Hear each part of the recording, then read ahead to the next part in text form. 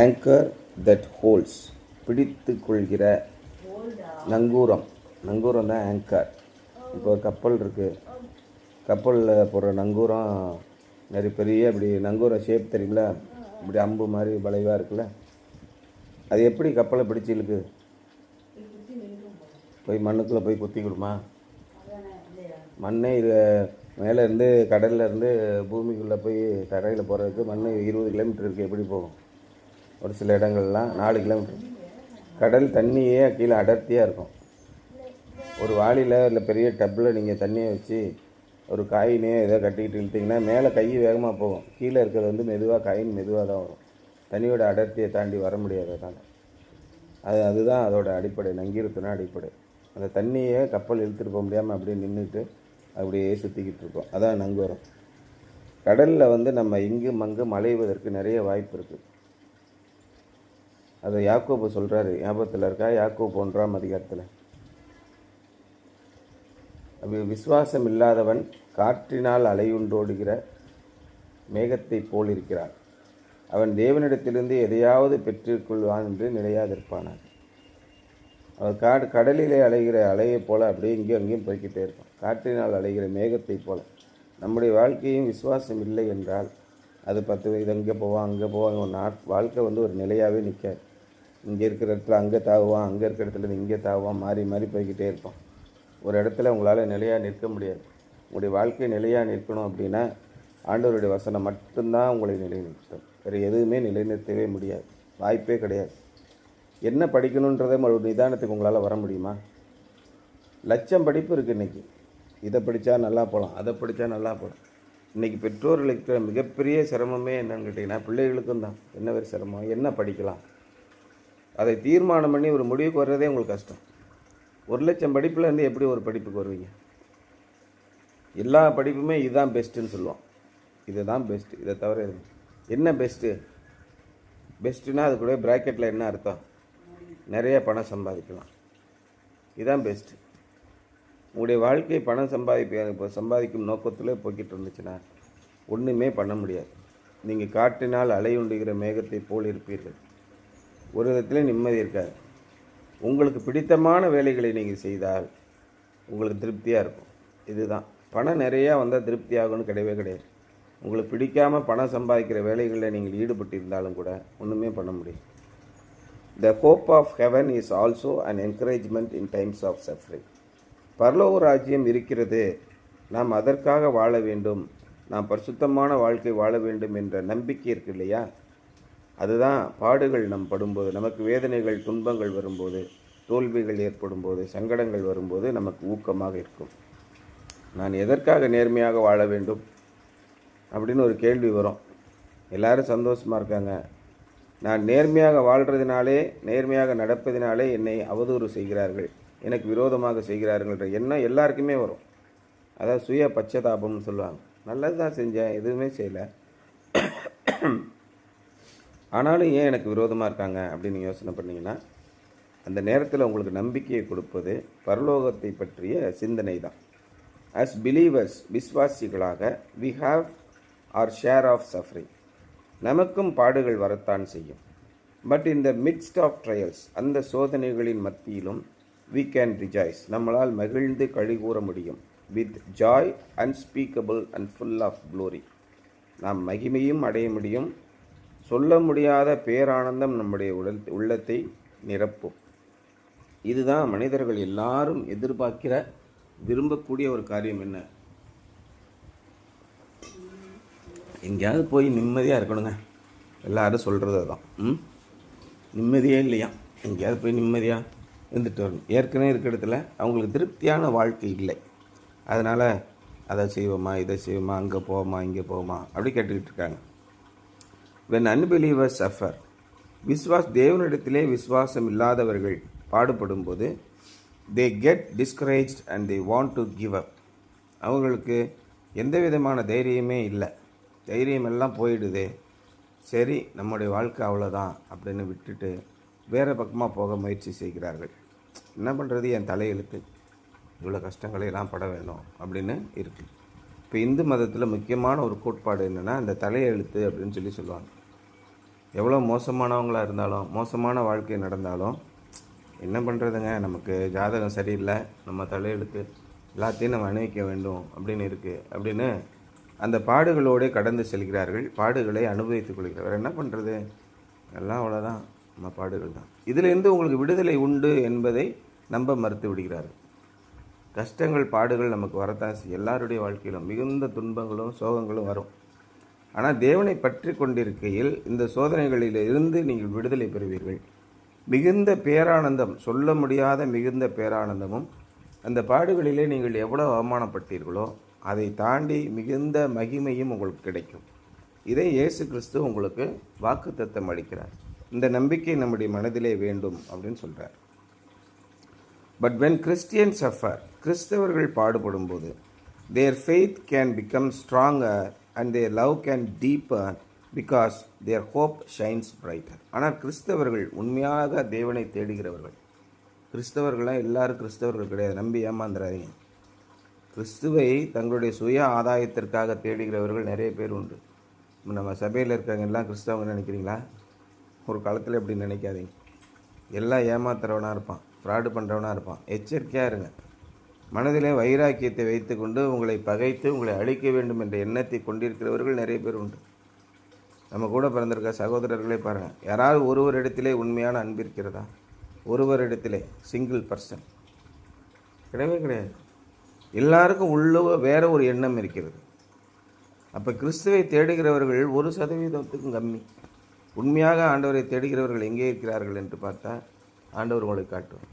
இவர்கள் மத்தியில் தான் நீங்கள் அன்பை காட்ட வேண்டும். அன்பில்லாதவர்கள் மத்தியில் தான் அன்பை காட்ட வேண்டும். வெளிச்சமே இல்லாத இடத்துல தான் நம்ம லைட்டு போடணும்.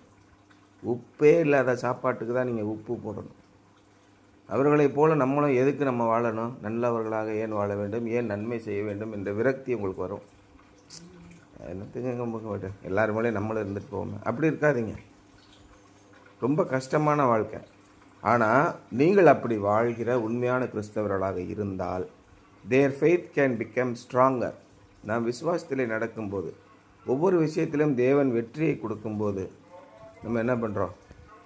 ஒவ்வொரு விஷயத்திலும் வெற்றி கொடுக்கும்போது நம்முடைய விசுவாசம் இன்னும் வலுப்பெறுகிறது. ஆண்டவர் தான் எங்களுக்கு செஞ்சார், அந்த காரியத்தை நாங்கள் நடந்திருக்கவே முடியாது, நாங்கள் செய்திருக்கவே முடியாது, நாங்கள் அற்புதமாக ஆண்டவர் விடுதலை கொடுத்தார். ஒவ்வொரு விஷயத்தையும் என்னுடைய வாழ்க்கையை நான் பார்த்துக்கிட்டே வரேன். என்னால் எப்போ முடியாமல் போகிறதோ மகத்தான காரியங்களே தேவன் என்னுடைய வாழ்க்கையிலே செய்திருக்கிறார். செய்யவே முடியாத, நம்பவே முடியாத காரியங்களே அவர் செய்வார். அப்பொழுது நம்ம ஆண்டவர் மீது அதிகமான பற்றும் அதிகமான விசுவாசமும் வருகிறது. And become stronger and their love can deepen because their hope shines brighter. ஏன்னா அவருடைய நம்பிக்கை இன்னும் பிரகாசமாக ஆகிறது. அவருடைய நம்பிக்கை மேலும் மேலும் பிரகாசம் அடையும் போது நம்ம என்ன பண்ணுகிறோம்? வெற்றியான வாழ்க்கைக்குள்ளாக போய் நிச்சயமாக ஆண்டவரிடத்தில் விடுதலை உண்டு என்று எத்தனை பேரால் நம்ப முடியும்? அது கஷ்டமான சூழ்நிலையில் எப்படி நம்ப வேணும்? அப்படி நம்பினா நம்ம பைத்தியக்காரன். ஆண்டவர் வந்து உங்களை தூக்கிட்டு போயிடுவாரோ?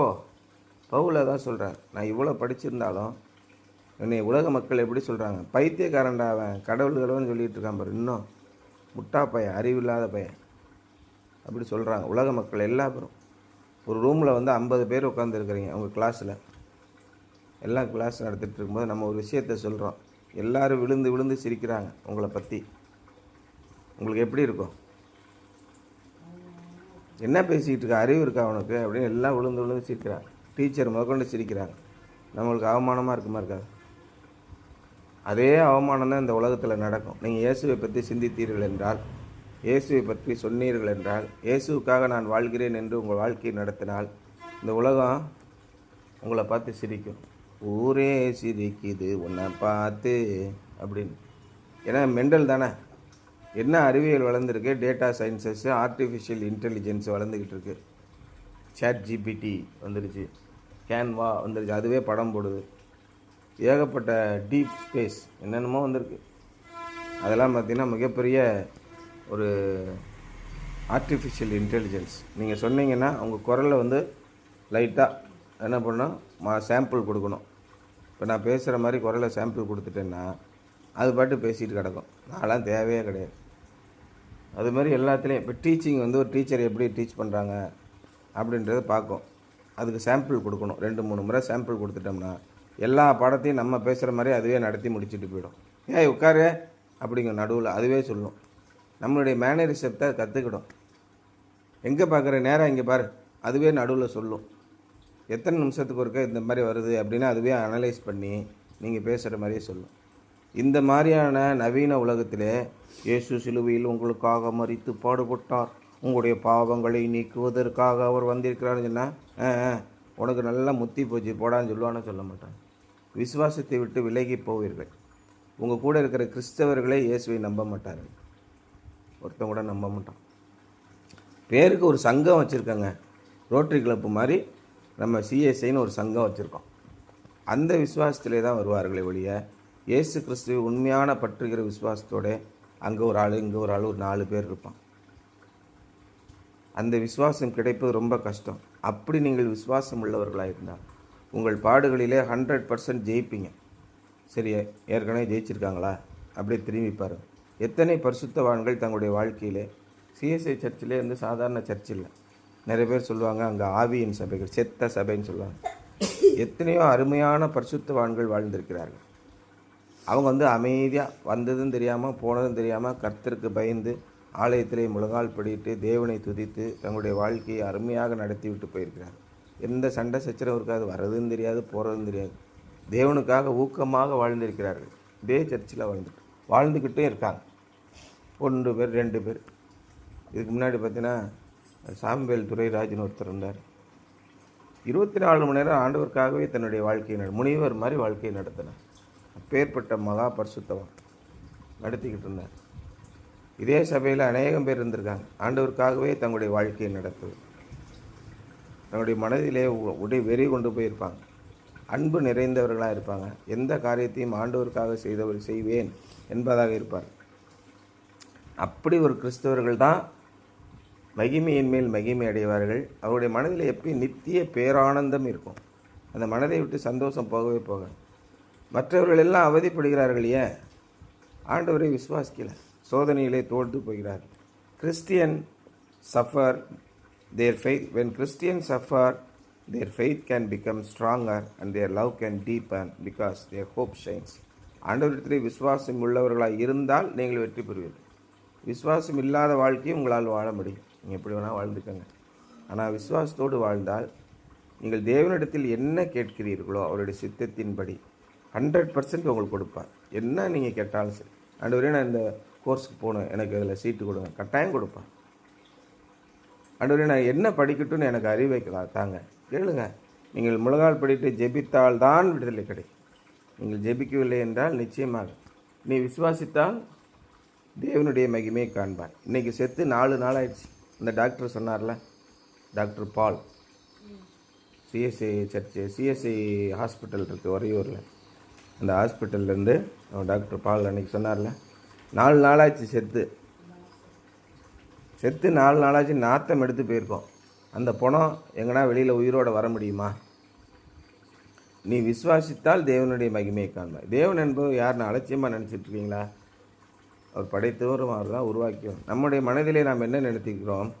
ஒரு மரம் என்றால் அது விதையிலிருந்து வர வேண்டும் என்று நாம் நினைக்கிறோம்.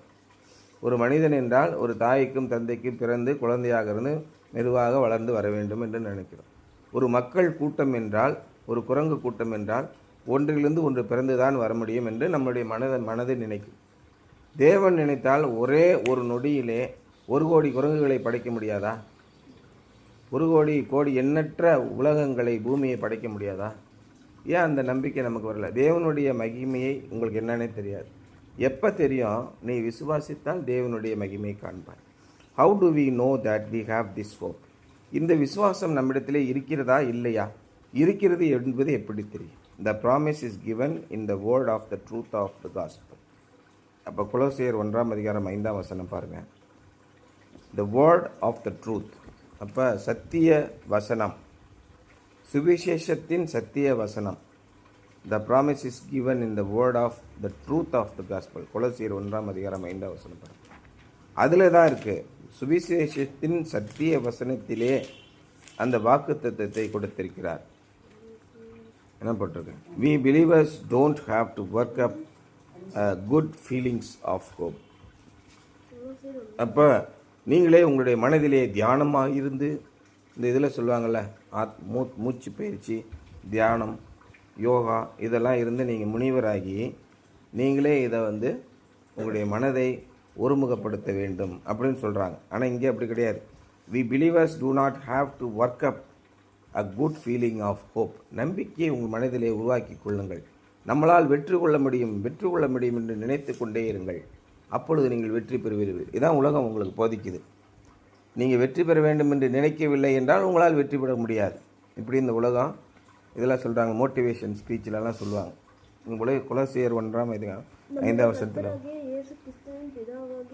நம்முடைய கர்த்தராகிய இயேசு கிறிஸ்துவின் அப்பாவாகிய தேவனுக்கு ஸ்தோத்திரம் செலுத்தி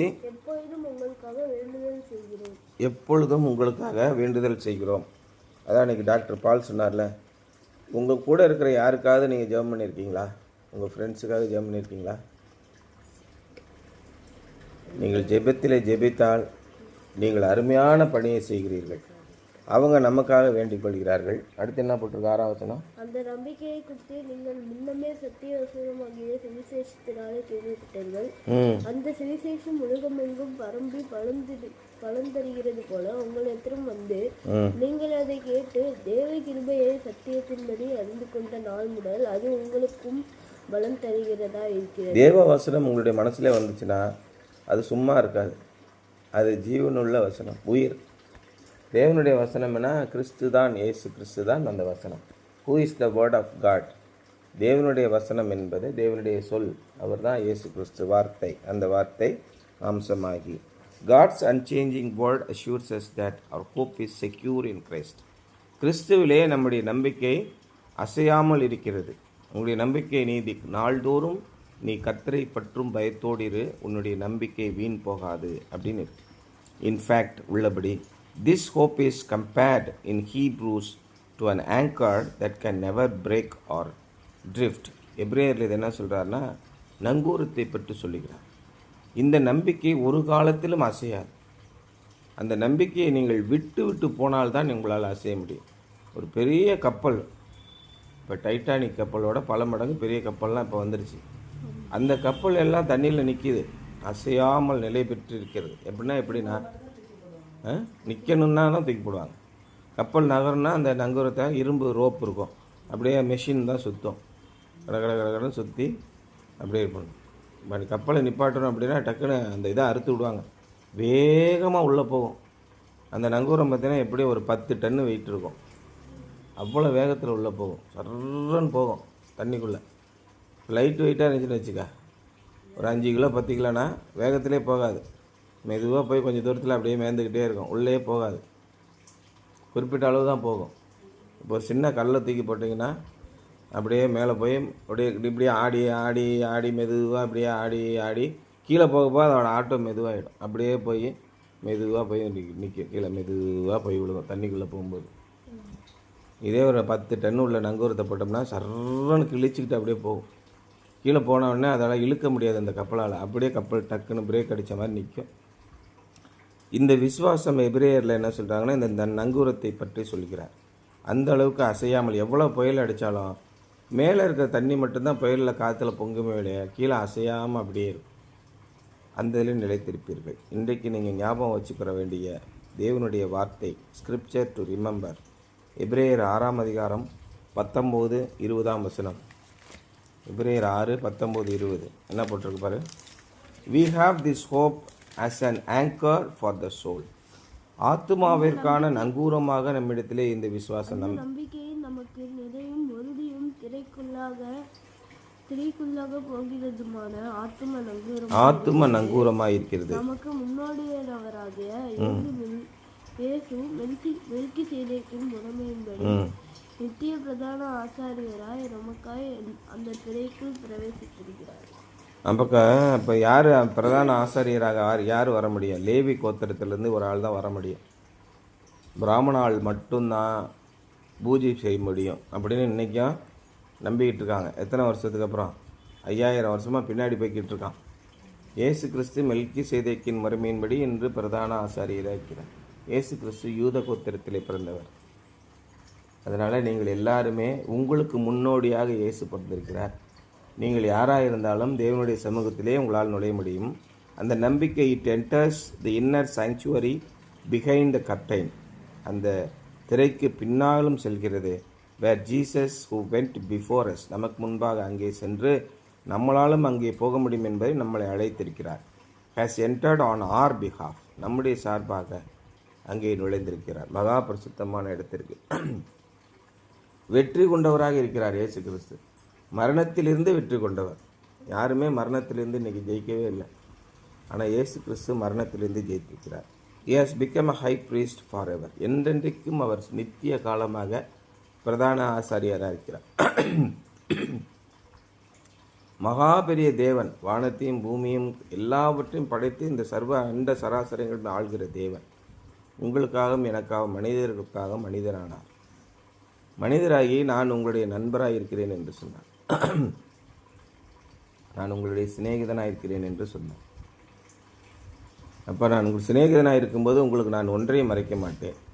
ஃப்ரெண்ட்ஸ் இருந்தால் ஒருத்தர் பேசிக்கினா எல்லா விதமான ரகசியங்களையும் பேசிக்கொள்வார். நான் உங்களுடைய சகோதரர்கள் என்று சொன்னேன். உங்களுக்காக நான் என்னுடைய சொத்து எல்லாம் கொடுக்குறேன். நான் உங்களுடைய சிநேகிதராக இருக்கிறேன். உங்களுக்கு என்ன வேணுமோ நான் தரேன் சொல்கிறேன் அப்படிங்கிறார். இப்பேற்பட்ட தேவனை நாம் கொண்டிருப்பது மிகப்பெரிய நம்பிக்கை நமக்கு. அந்த நம்பிக்கை எப்படியாப்பட்ட நம்பிக்கை? நங்கூரமான நம்பிக்கை. அப்படி தான் சொல்கிறார். Sing or read my anchor holds in your hymnal. My anchor holds அப்படின்னு ஒரு பாட்டு இருக்குது. அந்த பாட்டை சிங் ஆர் ரீட், பாடுங்கள் அல்லது வாசித்து பாருங்கள். Go out today believing that Christ your anchor will hold you safe and sure no matter how the winds of life may blow. இன்னைக்கு வாழ்க்கையின் போராட்டங்கள் என்னவாக இருந்தாலும் ஆண்டவர் உங்களோடு கூட இருப்பார் என்ற நம்பிக்கையிலே இன்றைக்கு வெளியே செல்லுங்கள் என்பதுதான் இன்றைய சிந்தனை.